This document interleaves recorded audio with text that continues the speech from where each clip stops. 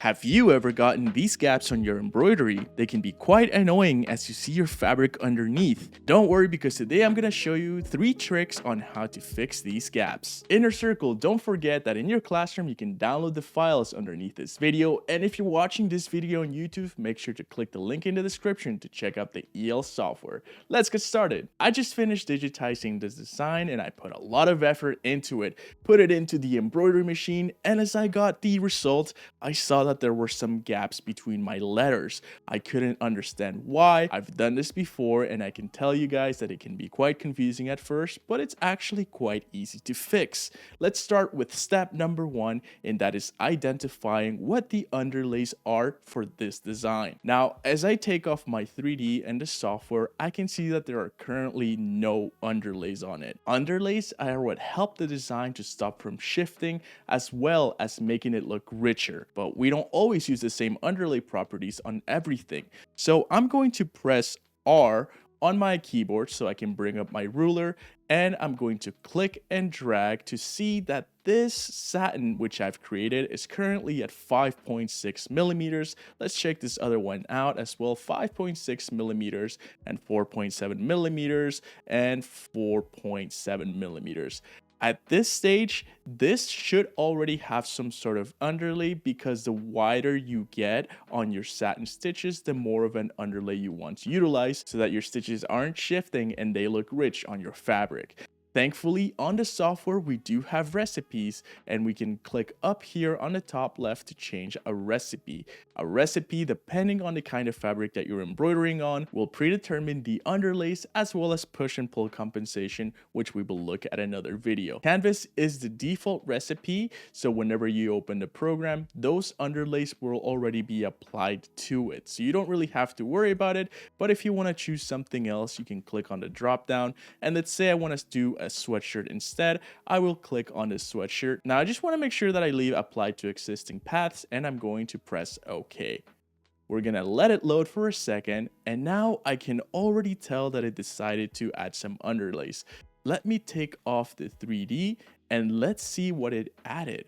So I'm going to use my select, and let's select the G, and let's check it out. We have contour now added as an underlay, and if you don't know where to access your properties, go to the top right where it says properties, right beside your sequence, click on that, and as you scroll down, you should see the contour underlay.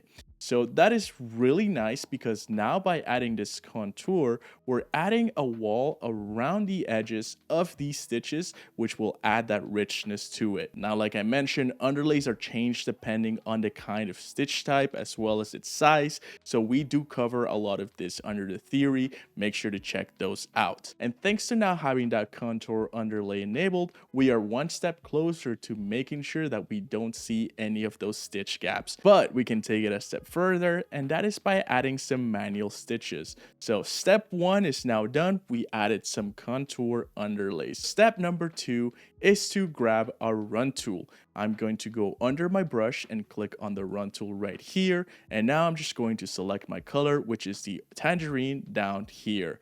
Perfect. Now my goal is to take the 2 places where there are gaps, and for example, I can tell already that in these 2 settings, this and this one will almost create a gap, and that's because these stitches are horizontal and these are vertical. You like to think of these up here as teeth, and because we have push and pull compensation, those teeth are almost pulling up, and you're talking about a horizontal thread that is going from one end to another. So as those teeth pull up, you may see that little separation right there.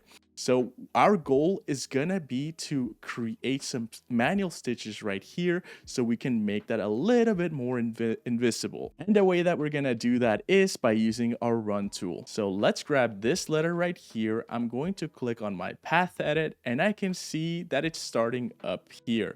Perfect. If you don't see your start and your stop, all you have to do is go to your view and entry on the top left, click the 3 buttons, view and entry, and make sure that's enabled. So now I know that my start is somewhere up here. Perfect. Next, I'm going to select that shape, and I'm going to right click on it, and I'm going to click digitize before. That is because I want the stitch that we're going to create, the run stitch, to digitize underneath this shape. Let's disable the 3D. And now I can probably start somewhere here. So I'm going to do a left click. Then I'm going to do a left click again, and I'm traveling under those satin stitches that make the G. So here we go. I'm just going to zoom in around 1 to 6 because I don't want to be zooming in too much. And all I'm going to do is just create a couple of manual zigzags back and forth right here.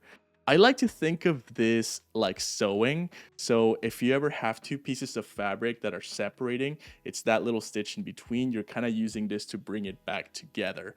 And now that I've done and I've added a couple, all I'm going to do is return using the connection underneath the G, and I'm going to finish right here because that is where the next shape that we're digitizing after will start. So I press enter, and you can see there's still only one trim, but now when I take off my 3D, I can see those stitches right there. Perfect.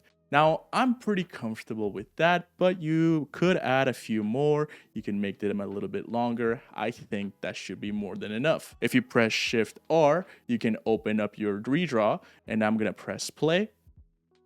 You can see it's digitizing that connection first. It's doing that manual sewing stitch or connecting stitch that's going to stop it from showcasing that little gap, and then it's gonna go connect back here, do the G, and then do the other top.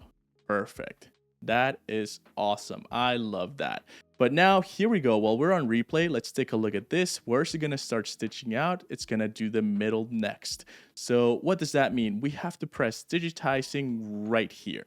Awesome. I love that. So I'm going to press stop, take off my 3D, and let's go 1/6 once again. This is this next shape. So I'm going to right click, digitize before, and we're going to grab our run tool once again. Let's left click to put our first point down, and I'm just going to do 1, 2, 3, 4, 5, 6 by left clicking. I'll do a couple here, and 1, 2, 3, 4, 5, 6, and there we go. And then I'm going to do one more because these are also connecting on the outside. And do we have anything else? Nope, I think that's it.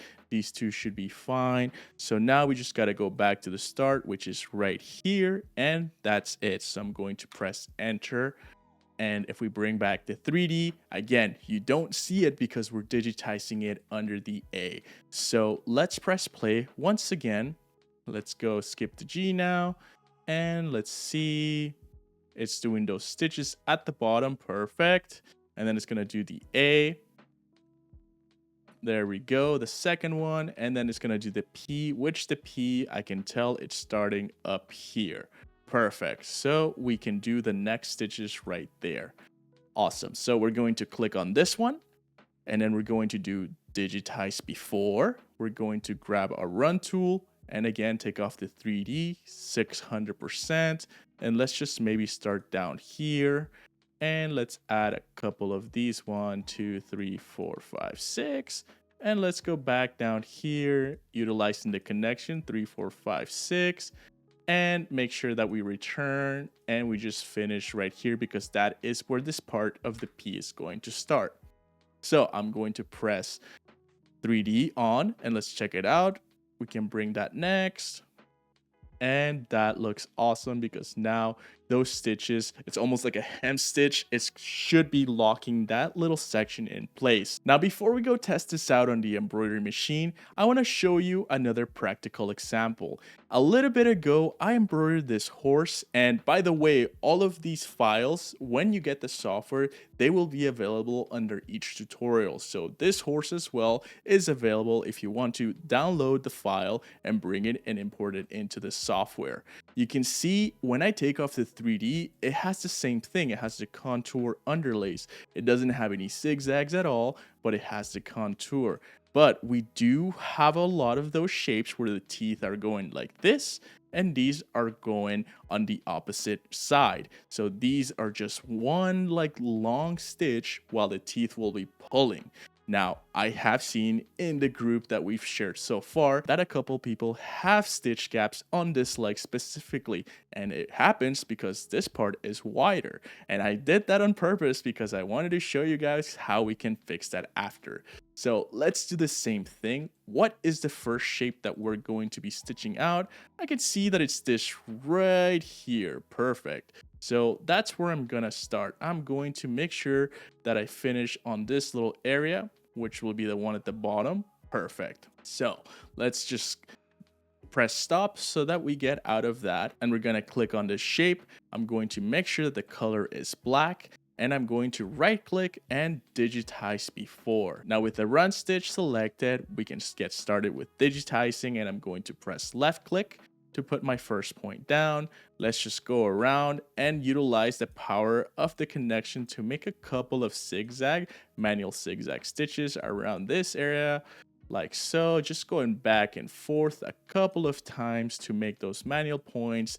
And if I really want to, even though I didn't notice any gaps on this part of the tail, I can even add a couple of these manual ones to ensure that there will be no issues with gapping. So here we go. I'll just add a couple of manual zigzags back and forth.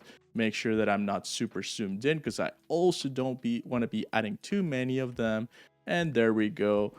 Perfect manual stitch. Awesome. Remember that I want to finish right here because that's where the next shape is stitching out. Oh, we have a couple here on the foot. So let's press backspace a couple of times and utilize the power of connection. Let's do 1, 2, 3, 4, 5.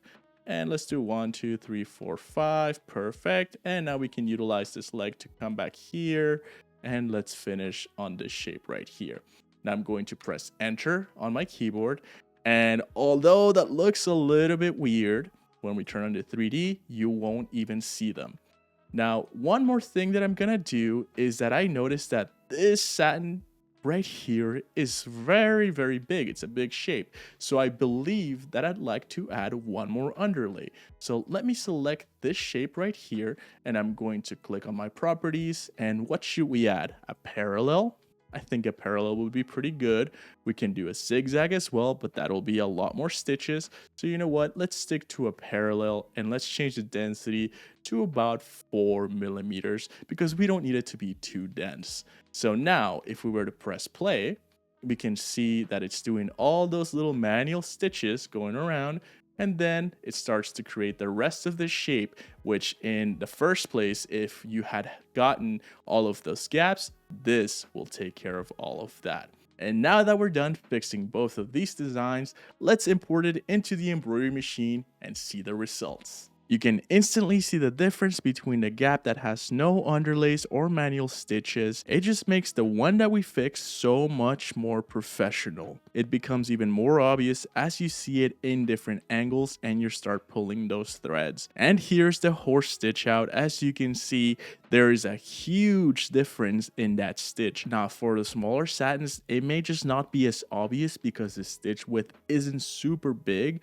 but for that main right leg, you can clearly see the big difference between the one where we added the manual stitches as well as the underlay, and the other one that only had a contour underlay and no manual stitches. Now I did say I'd give you 3 tricks, and here's the last one. If you ever need this as a last resort, you can always pull out your permanent marker and color those empty spaces. This has been a long trade secret, and now you know. Inner Circle members, don't forget to download your lesson files below. Not a member yet? Join the Inner Circle and get access to exclusive bonuses, hands-on training, and everything you need to master embroidery digitizing. Click the link in the description to get started. Want to keep learning? Check out these tutorials next and take your embroidery skills even further.